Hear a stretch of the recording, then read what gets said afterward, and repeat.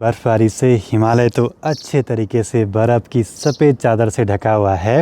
ऊखीमठ से चोपता के लिए गाड़ियां मिल जाएंगी क्या? सर्दियां पड़ते ही मौसम बड़ा सुहावना सा हो जाता है। कंडाली का साग वो भी आज शालिनी ने बनाया है घर पे। अब जो भी गेस्ट आएंगे उनको कहीं घुमाने ले जाते हैं तो कोई दिक्कत नहीं। 2-4 दिनों में फिर से बर्फ पड़ने वाली है पहाड़ों में। मतलब ये किसी काम की नहीं, ऐसे खुरदुरी सरफेस पे। सुबह के 10:30 बजे आज बाहर का माहौल इन पहाड़ों का कुछ ऐसा है, बड़ा ही सुहावना सा। तो सबसे पहले आप सभी को मेरा प्यार व नमस्कार। मेरा नाम है आलोक राणा और स्वागत है आप सभी का देवभूमि उत्तराखंड के इन खूबसूरत पहाड़ों से। बर्फबारी के बाद तो पहाड़ों का माहौल ही चेंज हो गया है। पूरे ऊंचे ऊंचे हिमालय बर्फ की सफ़ेद चादर से ढके हुए बड़े गजब के लग रहे हैं। ऐसे में अब आजकल सर्दियों के टाइम में पहाड़ों में कंडाली का साग बड़ा फेमस है, जो कि जरूर से खाया जाता है। तो कल माँ भी ले आई है कंडाली की ये पत्तियाँ निकाल के परवाड़ी वाले घर के पास से, और आज इनका ही साग बनेगा यहाँ पे। शायद घर घर के काम तो होते ही रहेंगे। मुझे एक बारी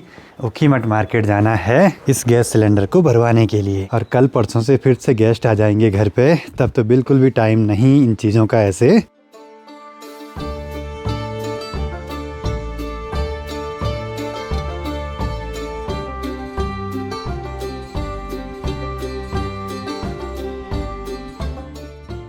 वैसे इस रोड पे सवारियां बहुत मिलती हैं, लेकिन अभी पीछे टैक्सी गाड़ियां आने वाली हैं, तो उनका भी रोजगार खराब नहीं होना चाहिए मेरी वजह से। एक बार सबसे पहले देखते हैं अगर गाड़ी की धुलाई होती है तो। अभी गेस्ट आएंगे तो गाड़ी चकाचक चाहिए सभी के लिए। अभी तो धुलाई बोला हो नहीं पाएगी क्योंकि पानी बहुत ठंडा आ रहा है आजकल। एक बार सिलेंडर भरवा देते हैं, बाकी के काम तो होते ही रहेंगे। बारिश के बाद पहाड़ों का माहौल बड़ा ही सुहावना सा हो जाता है। पूरे बर्फीले हिमालय बड़े सुंदर दिखाई दे रहे हैं, और ऊखीमठ मार्केट और आसपास का माहौल बड़ा ही गजब का।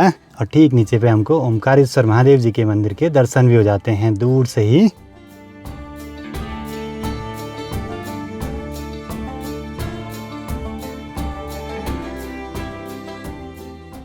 अब काम मैंने ऐसे पकड़ लिए हैं जिसमें डेली यात्रियों से, मेहमानों से बात करनी पड़ती है। और एक सवाल आता है कि ऊखीमठ से चोपता के लिए गाड़ियां मिल जाएंगी क्या? तो जी हाँ, वहाँ पे सवारी वाली गाड़ियां लगी रहती हैं और उनका किराया लगभग 200 रुपये के आसपास है, वहाँ तक जहाँ तक वो पहुँच पाएँ इस बर्फ़ के माहौल में।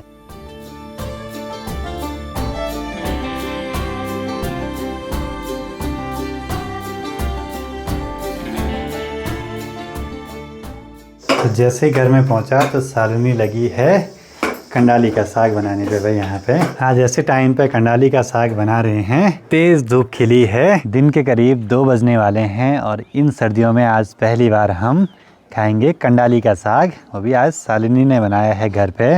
माँ तो परवाड़ी वाले घर पे ही हैं। तो ये है जी आज का हमारा पहाड़ी लंच इन खूबसूरत पहाड़ों के सामने, जिसमें है कंडाली का साग, चावल, सलाद में खीरा और माल्टे। पापा जी बोले बहुत बढ़िया बना रखा है। कंडाली के साग की तासीर गर्म होती है, तो इसको सर्दियों में ही खाया जाता है कभी कभी। कंडाली के साग में मिर्च खाई जाती है, मिर्च कम पड़ती है इसमें। हमारे यहाँ बोलते हैं इसको सपड़ा सपड़ी करना कंडाली के साग की। शाम के 5 बजे सामने का माहौल देखिए, बहुत ही सुंदर चमक रही हैं ये बर्फीली चोटियाँ, बहुत ही सुंदर। ऐसे में गर्मा गर्म कॉफ़ी मिल जाए तो इसकी तो बात ही कुछ अलग। कॉफ़ी वैसे ज़रा कम पीते हैं। मन कभी नहीं बढ़ता ये सामने वाले नज़ारे देखने से। हर दिन कुछ न कुछ नया दिखता रहता है। और ऊपर देखिए चांद भी निकल आया है बादलों के बीच से थोड़ा सा।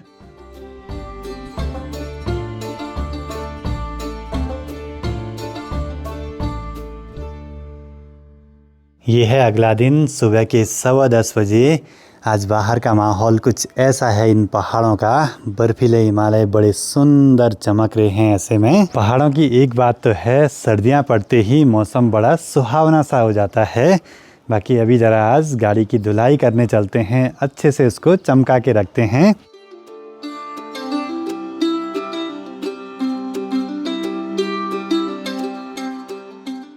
सुबह सुबह इस गाड़ी को ठंडे में थोड़ी देर तक स्टार्ट रखना पड़ता है, जब तक ये टेम्परेचर एक स्टेप आगे ना बढ़ जाए। बाकी ये है मनसुना मार्केट का नज़ारा। सुबह सुबह गाड़ी में हो रखी है बहुत ज़्यादा धूल, तो यही आज साफ करवानी है।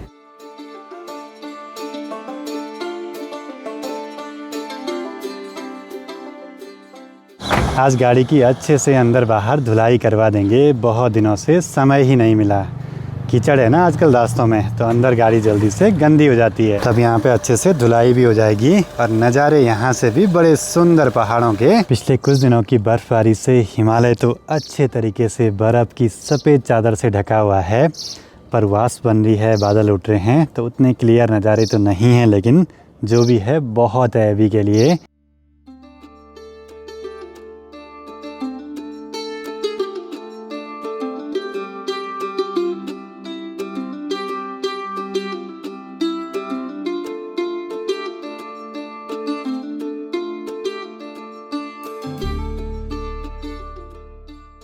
नज़ारे तो बड़े सुंदर हैं चारों ओर के, लेकिन बरसात के टाइम पे सामने ये वाला जो स्पॉट है टूटता रहता है हर साल। और नीचे खिसकने से मधुगंगा में वहाँ झील बनी हुई है बड़ी सी।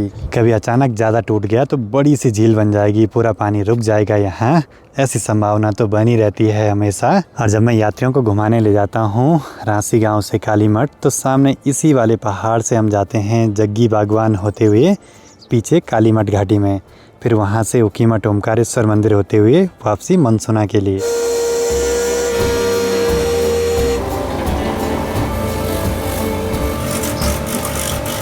वैसे आजकल बाहर से सफाई करने का कोई फ़ायदा नहीं। बारिश लगेगी, कीचड़ होगी, फिर से गंदी हो जाएगी, लेकिन एक बारी तो करनी ही पड़ेगी भाई। अंदर से वैक्यूम क्लीन हो गया, बाहर से हल्की फुल्की धुलाई हो जाएगी।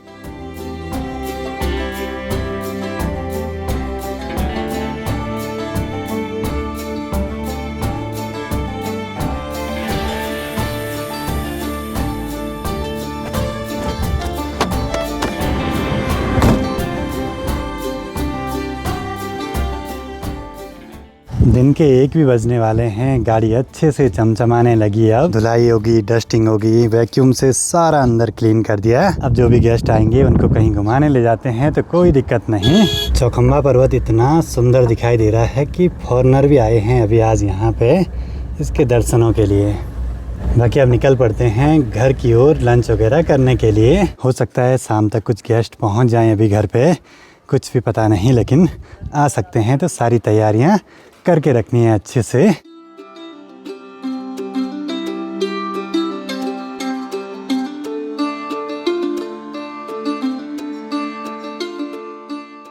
सामने स्कूल में छुट्टी होने वाली है और छोटे बच्चे लगे हैं पहाड़े जोर जोर से बोलने पे। डेली यही रूटीन रहता है भाई। ऐसे में पहाड़े भी याद हो जाएंगे और छुट्टी के टाइम की लाइन भी लग जाएगी अच्छे तरीके से।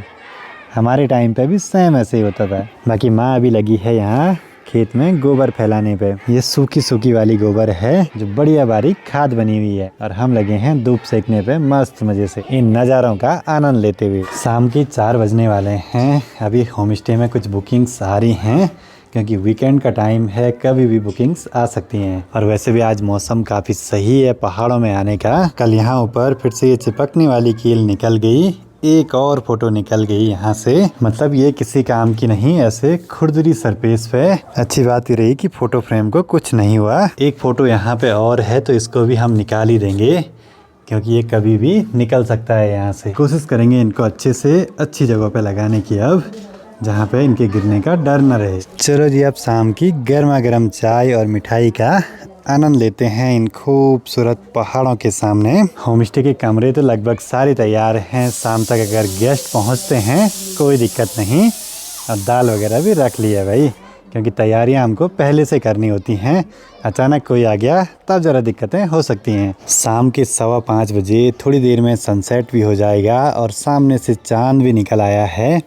पक्षियाँ बैठ रही हैं इस पेड़ पे, तो अच्छी सी फ़ोटो हो जाए पक्षियों की चांद के साथ। वीडियो बनाना तो मेरा काम है, लेकिन कभी कभी फ़ोटो खींचने में भी मज़ा आता है। पक्षी अभी वहीं पे बैठी हुई है, ये देखिए। कई बार ऐसे अच्छे से फ्रेम बन जाते हैं। 1-2 बारी मैंने सामने इस सूखे वाले पेड़ से भी ली हैं अच्छी फ़ोटो चांद के साथ पक्षियों की। पर ये नज़ारा भी बड़ा गजब का है भाई। रात के 9-10 बजे तक गेस्ट भी पहुंच जाएंगे घर पे। बाकी अगर आप लोग भी हमारे इस चौखंबा दर्शन होम स्टे में आना चाहते हैं स्टे के लिए, तो डिस्क्रिप्शन बॉक्स में दिए गए नंबर पे कॉल या व्हाट्सएप के माध्यम से अपनी बुकिंग्स कंफर्म करवा सकते हैं, जहां से आपको मधमेश्वर घाटी के खूबसूरत नज़ारे तो दिखेंगे ही, साथ ही ठीक सामने चौखंबा पर्वत के अद्भुत से दर्शन भी हो जाएंगे। जहाँ की आजकल खूब बर्फबारी हुई है कुछ समय पहले और 2-4 दिनों में फिर से बर्फ पड़ने वाली है पहाड़ों में। पिछली कुछ वीडियोस पे एक कमेंट आया था कि जो आपने गमले के लिए मिट्टी बनाई थी वो पौधे हुए या नहीं।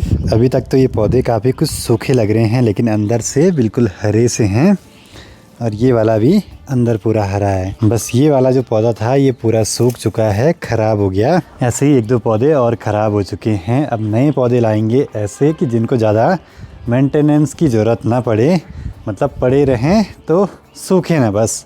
यहाँ थोड़ा मौसम भी अजीब सा है ना, हो सकता है हमने मिट्टी बना के न जानी हो या उनको कितना पानी चाहिए, उनकी कितनी कटाई छटाई चाहिए वो हमें पता नहीं था। ख़राब हो गए, पता नहीं किस कारण। खैर जो भी हो, आने वाले समय में बहुत कुछ चीज़ें अभी घर के लिए जोड़नी बाकी रह गई हैं।